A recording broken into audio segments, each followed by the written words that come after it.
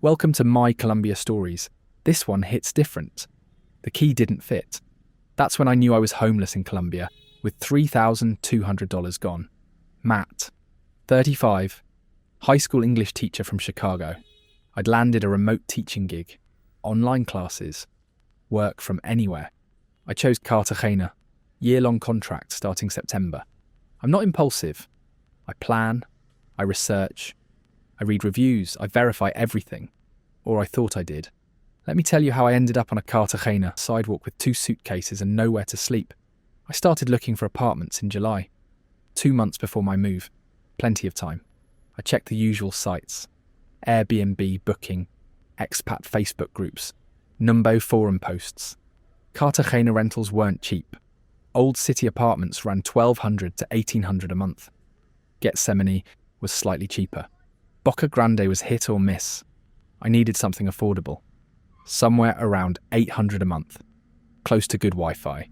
Quiet enough to teach classes.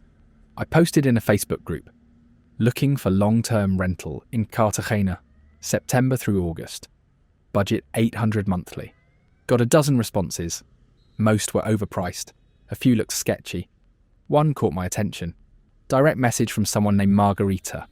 Hi Matt, I have a 1-bedroom apartment in the old city, Calle del Sargento, renovated, fast Wi-Fi, quiet building, $750 a month. Available September 1st, $750. Perfect price. Old city location. Sounded ideal. I replied, "Can you send photos?" She sent a dozen. Beautiful colonial apartment. High ceilings. Exposed brick. Modern kitchen. Queen bed. Desk space. Small balcony overlooking the street. Exactly what I needed. What's the lease term? Flexible. Most tenants do 6 months or 1 year. You mentioned 1 year. Yeah, September through August. Perfect. I require first month, last month, and security deposit up front. Total is $2,250, plus a one-time cleaning fee of $200. Total move-in cost is $2,450. $2,450. Steep, but normal for long-term rentals. Can I see the place on video call? Before I commit? Of course. When works for you? We scheduled a video tour for the next day. The video call happened on WhatsApp. She answered from inside the apartment. Hi Matt, welcome to your potential new home. She walked me through every room, kitchen with full-size fridge, bathroom with hot water, bedroom with closet space, living area with couch and desk. She opened windows, showed me the balcony, pointed out the building across the street, a small cafe, a pharmacy, Wi-Fi speed. She ran a speed test on her phone. 50 megabits download, 20 upload. Good for video calls. I teach English online from here, never had issues. That detail sold me. She was a teacher too. Used the space for exactly what I needed it for. What about noise? Quiet building, mostly long-term renters. Older couples. One family with young kids, but they're on the top floor. Lease agreement? I'll email it tonight. Standard 1-year contract, Colombian law. Everything felt right. Professional. Detailed. Legitimate. I'm interested, let's move forward. Great, I'll send the contract and payment details. The contract arrived that night. PDF. 8 pages, Spanish and English side by side. I read through it. Standard stuff. Rent amount. Lease term. Deposit conditions. Termination clause. Her name at the bottom. Margarita Herrera. Property manager. Are you the owner? I asked via WhatsApp. No, I manage properties for an owner who lives in Bogotá. I handle rentals, maintenance, tenant relations. Made sense. Lots of Colombian property owners hired managers. Can I speak to the owner? He doesn't speak English, but I can have him send you a confirmation email if that helps. That would be great. An hour later, I got an email from someone named Roberto Castillo. Subject: lease confirmation. Dear Matt, Margarita Herrera manages my properties in Cartagena. She is authorized to lease my apartment on Calle del Sargento. Please coordinate all details with her. Thank you. Roberto Castillo. Professional email, business address. Everything looked official. I signed the contract, sent it back. Perfect, Margarita replied. Now for payment. I'll send bank details. She sent Colombian bank account information. Name on account, Margarita Herrera. Can I pay with credit card? Unfortunately, no. Colombian landlords prefer bank transfer. Avoids processing fees. Bank transfer. Not ideal, but common in international rentals. How do I send it? Wise or Remitly work well. Or Western Union. I used Wise. Sent $2,450. Converted to Colombian pesos, about 10 million. Transaction completed. Screenshot sent to Margarita. Received. Thank you, Matt. You're all set. See you September 1st. I spent August preparing. Gave notice at my school in Chicago. Packed 2 suitcases. Sold my furniture. Said goodbye to friends. Margarita and I stayed in touch. She sent updates about the apartment. Had the AC serviced. Works perfectly now. New mattress delivered. Much more comfortable. Stocked the kitchen with basics, coffee, sugar, cooking oil, so you don't have to shop right away. She was thoughtful. Professional. Made me feel taken care of. 2 weeks before my flight, I confirmed everything. Still good for September 1st? Absolutely. I'll meet you at the apartment at 2 p.m. with keys. Perfect. 1 week before. Another confirmation. Flight lands at 11 a.m. I'll grab a taxi straight to the apartment. Sounds good. See you soon. Day before my flight. Leaving tomorrow. Excited. Safe travels, Matt. Welcome to Cartagena. Landed at Rafael Núñez Airport at 11:15. Grabbed my bags. Got through customs. Took a taxi to the old city. 30-minute ride. Cost about $10. The driver dropped me on Calle del Sargento. Narrow cobblestone street. Colonial buildings. Colourful doors. Balconies with plants. I found the building. Bright yellow. 3 stories. Wooden door with iron hardware. Checked my phone. 1:50 p.m. 10 minutes early. I waited outside. Suitcases at my feet. Watching people walk past. 2 p.m. came. No Margarita. I texted her. I'm outside. Ready when you are. No response. 2:10 p.m. Texted again. Margarita. I'm here. Nothing. 2:20 p.m. Called her. Straight to voicemail. Called again. Same thing. A woman came out of the building, older, maybe 60, carrying grocery bags. Excuse me, do you speak English? A little. I'm moving into apartment 2B. Do you know if anyone's home? She looked confused. 2B, that's Sophia's apartment. She's been there 3 years. My stomach dropped. Sophia. I rented it from Margarita, the property manager. There's no property manager. Sophia owns her apartment. She lives there. Are you sure? Yes, I've lived here 5 years. I know everyone. I pulled out my phone. Showed her the photos Margarita sent. She looked closer. That's 2B, but that's Sophia's furniture. Sophia's kitchen. This is her apartment. Can I talk to Sophia? She's at work, won't be home until 6. I stood there, trying to process. 2:30 p.m. Tried calling Margarita again. Voicemail. Tried WhatsApp. Message wouldn't deliver. Blocked or phone off. Sent an email. Margarita, where are you? I'm outside the apartment. Please respond. No reply. I sat on my suitcases, watching the street, hoping she'd show up, hoping this was just a miscommunication. 3:00 p.m. Nothing. 3:30 p.m. Nothing. I pulled up the lease agreement on my phone, read it again. Address, Calle del Sargento, Building 47, Apartment 2B. This was the right place. The right address, the right building. But something was very wrong. I tried the building door. Locked. Needed a key or someone to buzz you in. I waited for someone else to come out. 20 minutes later, a young guy left. I caught the door before it closed. Walked upstairs. Found 2B. Knocked. No answer. Knocked again. Harder. Nothing. I stood there. Second floor hallway. 2 suitcases, no key, no way in. Pulled out my phone, searched my messages with Margarita. Found the part where she said she'd meet me with keys. Keys she never sent. Keys she never planned to give me. That's when it hit me. I'd sent $2,450 to someone I'd never met in person. For an apartment I'd never physically seen. To a property manager who didn't exist. I wasn't moving into 2B, I was homeless. I sat in the hallway. Back against the wall. Suitcases. Next to me. Waiting for Sophia. The neighbour said she'd be home at 6. It was 3:30, 2.5 hours. Nothing else to do. I tried Margarita every 20 minutes. Same result. Voicemail. Blocked WhatsApp. Email bouncing back. Around 5, the older neighbour came back upstairs. Saw me sitting there. Still waiting. Yeah, I don't have anywhere else to go. She looked at me. Something like pity on her face. This happened before, she said. What do you mean? 2 months ago, different man, same thing. He showed up with luggage. Said he rented 2B. Sophia didn't know anything about it. My chest tightened. What happened to him? He left, found a hostel, lost his money. Did they catch whoever did it? She shook her head. Police don't care about rental scams, too common, too hard to track. She went into her apartment. I stayed in the hallway. Sophia arrived at 6:15, mid-30s, scrubs, nurse probably. She looked tired. She saw me sitting there, looked confused. Can I help you? Are you Sophia? Yes. I think I rented your apartment by mistake. Her face changed, not surprised. Angry. Again, this happened again. You know about this? Yes, this is the 3rd time. Someone keeps renting my apartment to foreigners, taking their money, then disappearing. 3rd time?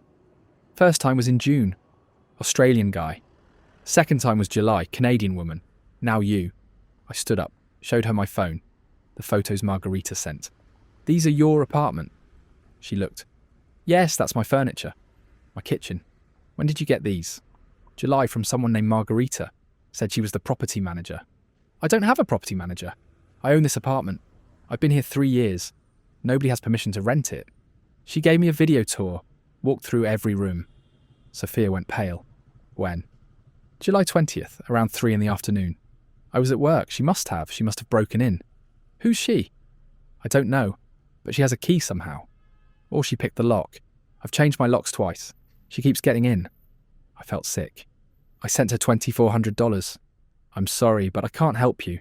This isn't my fault. I'm a victim too. She unlocked her door, went inside. I could see her apartment through the doorway.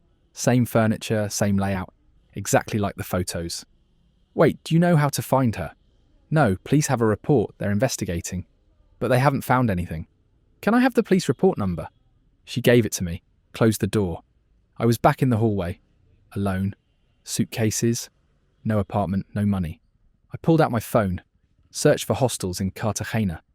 Found one in Gethsemane, Media Luna Hostel. $40 a night. Private room available. Called them. Explained I needed a room for a few nights while I figured things out. We have space. Come by any time. I dragged my suitcases downstairs, back onto the street, caught a taxi to Gethsemane. The hostel was small, converted colonial house, dorm rooms, a few private rooms, shared kitchen.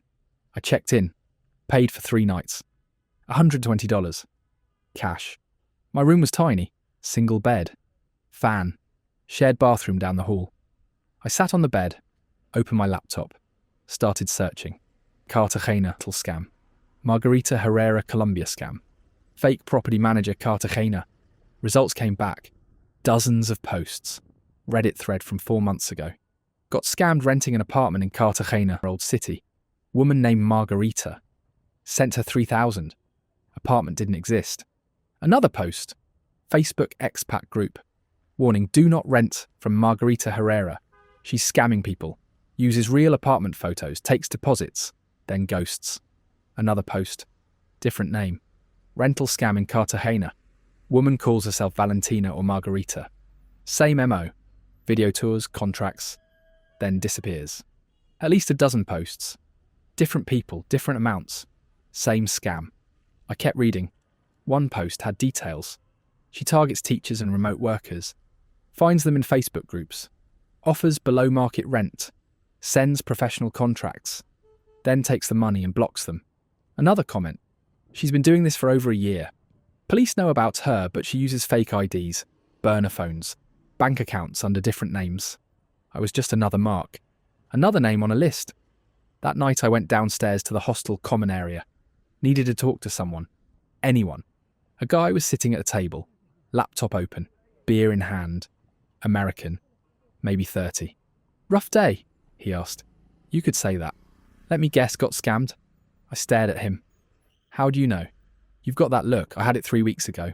What happened? Rented an apartment. Sent $3,000. Showed up today. Doesn't exist. He laughed. Not mean, just recognition.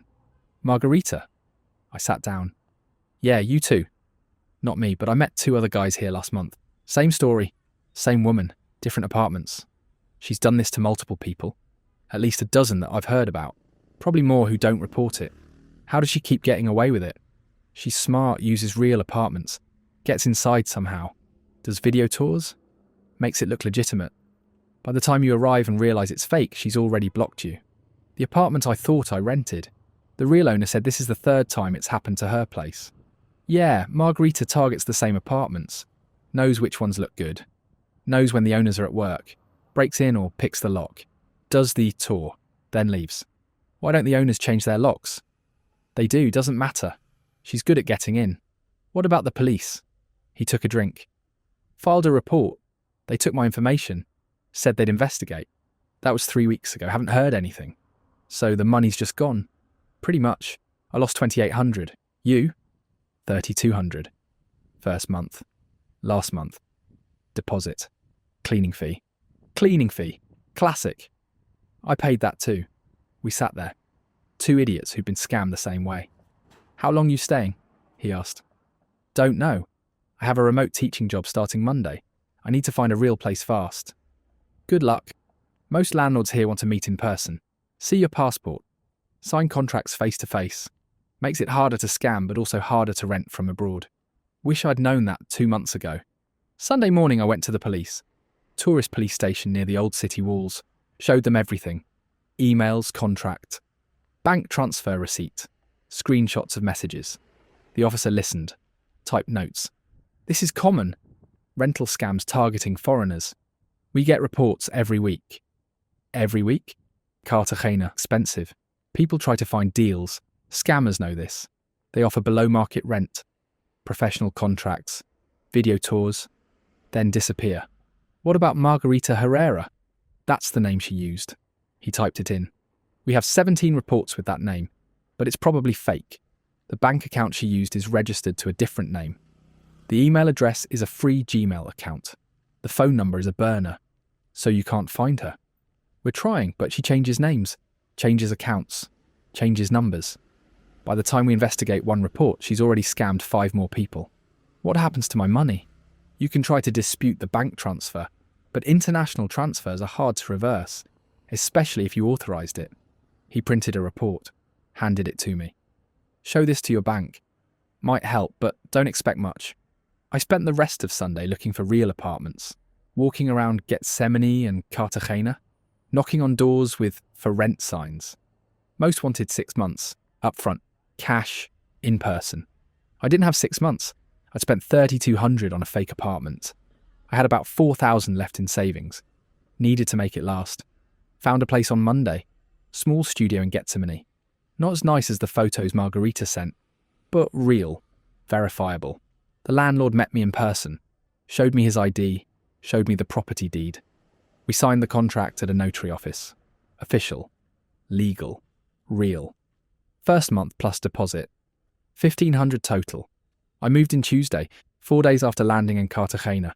4 days of hell. My remote teaching job started Wednesday. I taught classes from my tiny studio. No desk, just sitting on the bed with my laptop. Students asked how I liked Colombia. I lied, said it was great.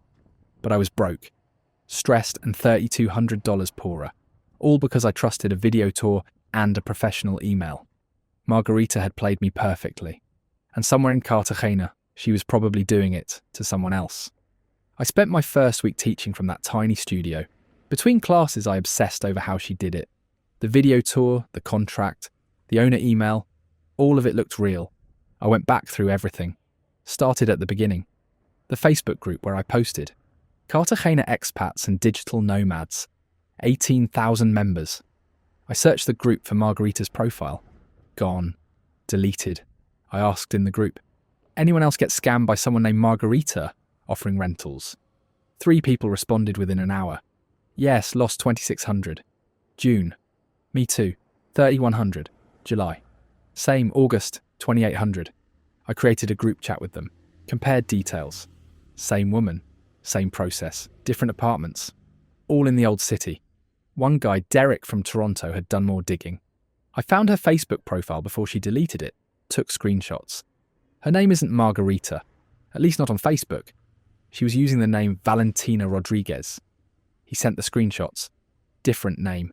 Same face from the video tour. I reverse image searched her profile photo. Derek continued.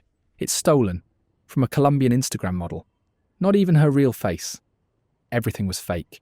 Name, photo, identity. Another victim, Sarah from Australia, had more info.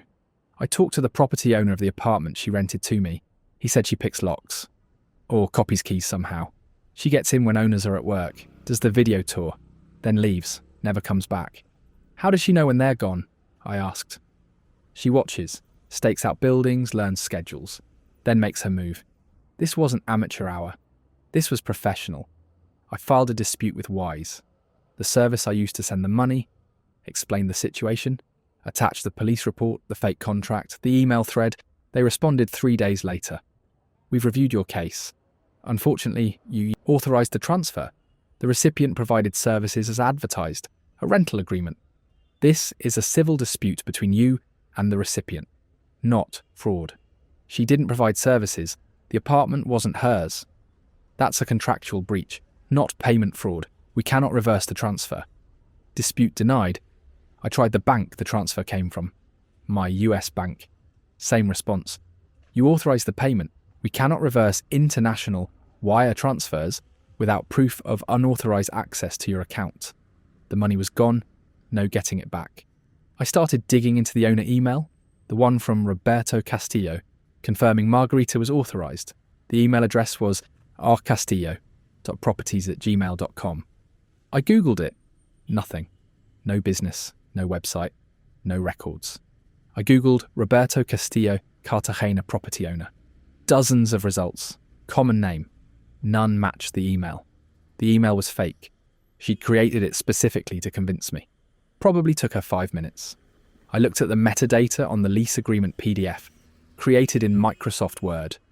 Author name, admin. Created date, July 18th, 2 days before she sent it to me. She'd made the contract from scratch. For me. Customised. The property address was real. The owner name on the contract was probably fake. Everything designed to look legitimate, just long enough for me to send money. The guy from the hostel, the one who'd met other victims, connected me to a WhatsApp group.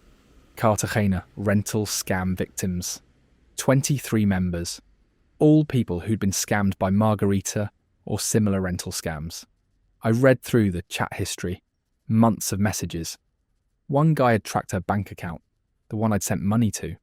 Account is registered under the name Lucia Mendez. But when I tried to report it to the bank, they said the account was opened with a fake ID. The real Lucia Mendez lives in Bogotá. Had no idea someone used her identity. Stolen identity. Fake bank account. Burner phones. Someone else posted photos, screenshots from a different rental listing. Same apartment I thought I rented, but listed under a different name. Different price. Same photos.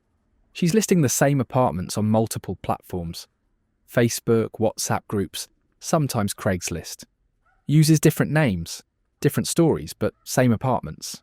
Another member shared something useful. I talked to a guy who works at the notary office. He said fake rental contracts are everywhere. People bring them in, trying to get them notarized, but they're worthless. No legal standing, just documents that look official. That was my contract. Just a document. No legal weight. Just enough to convince me to send money. I found Sophia again, the real owner of 2B, knocked on her door on a Saturday morning. She answered, recognized me. You again? Sorry, I need to understand how she keeps getting into your apartment. Sophia sighed. Let me in. Her apartment looked exactly like the video tour. Same furniture, same layout. But lived in. Personal items. Photos on the wall. Her life. I've changed the locks 3 times, she said. After the first guy showed up in June, I changed them. Then it happened again in July. Changed them again. Then you showed up in September. How does she keep getting in? I don't know. My landlord thinks she's copying keys. Or maybe she knows a locksmith who makes duplicates. Or maybe she's just very good at picking locks. Have you seen her? Once, in August. I came home early from work. She was leaving the building. I didn't think anything of it at the time. Just someone visiting a neighbour. But now I think that was her. What did she look like? Late 20s, long dark hair. Maybe 5'6", jeans and a nice blouse. Looked professional. Carried a laptop bag. That matched the video tour. Same person. Did you follow her? No, I didn't know who she was then. Sophia showed me something. A new lock on her door. Heavy duty. Deadbolt.